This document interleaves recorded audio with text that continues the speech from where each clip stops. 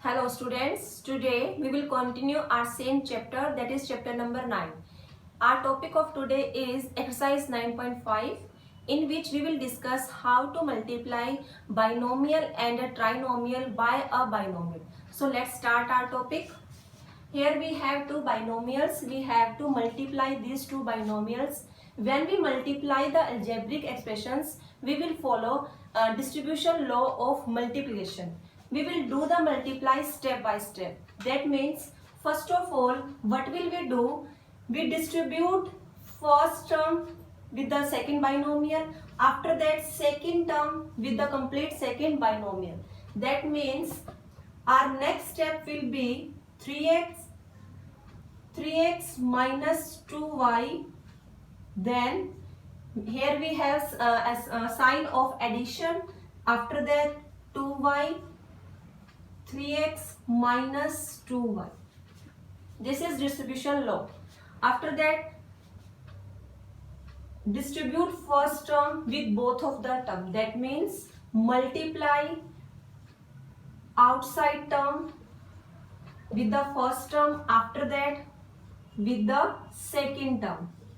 Then in second bracket, multiply 2y with 3x minus 2y with 2y.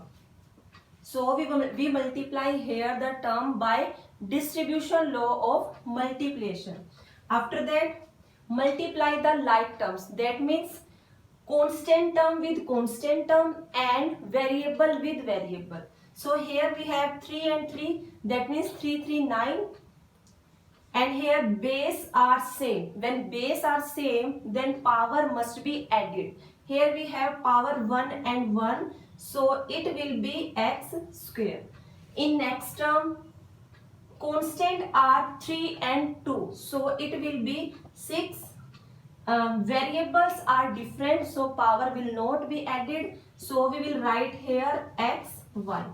In third term, constant are 2 and 3, 6, and then variable y and x, we can write it yx or x1, because in multiplication we can write xy as yx. In the last term, 2 and 2, that is 4. Second and third term are similar term. One is positive and second one is negative.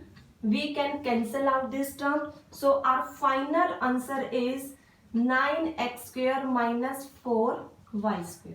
So this is question in which we multiply two binomial algebraic expressions. Next question is, now we will multiply fraction form number. 3 by 4x minus 4 by 3y. This is our first binomial. In second binomial we have 2 by 3x plus 3 by 2y. By same pattern, by same method, what will we do? First of all, we will write here 3 by 4x. That means multiply first term with the complete binomial.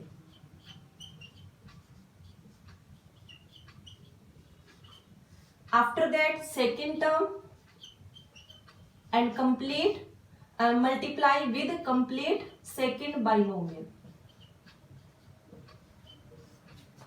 Now we will multiply first term, then second term.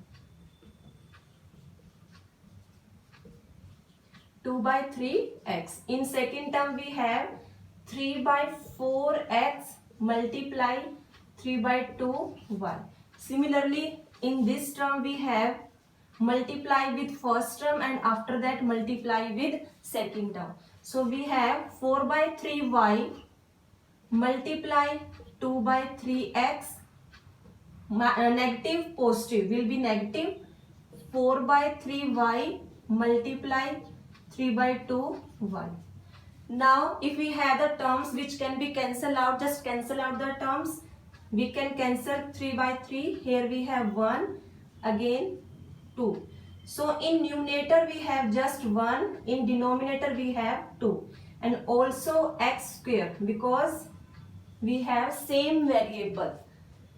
In next term 3 and 3 that is 9, 4 and 2 that is 8. X and y variables are not same. In next term 4 and 2 that will be 8, 3 and 3 9 and xy, and in the last term we have 3 and 3 2, that means minus 2y square. Next step will be, here we have two like terms because both of the term variable is x and y. So we will solve these terms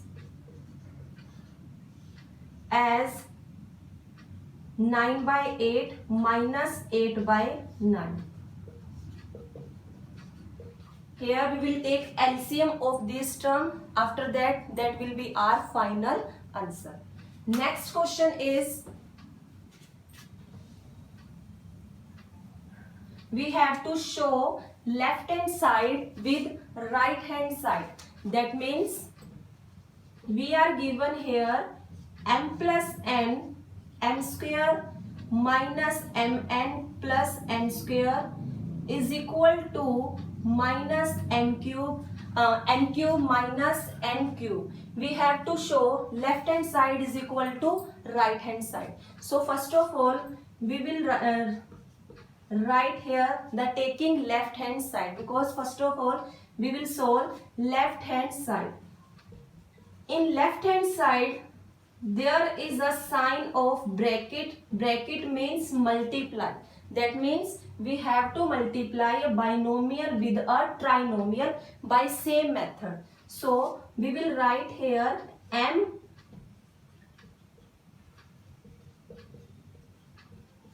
that means multiply first of all with first term and then after that with second term.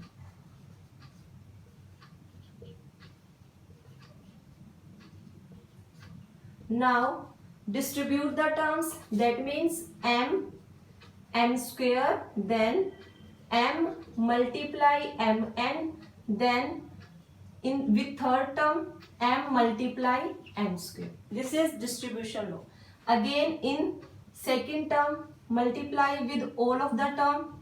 That means n multiply m square minus n multiply mn, and in third term n multiply n square.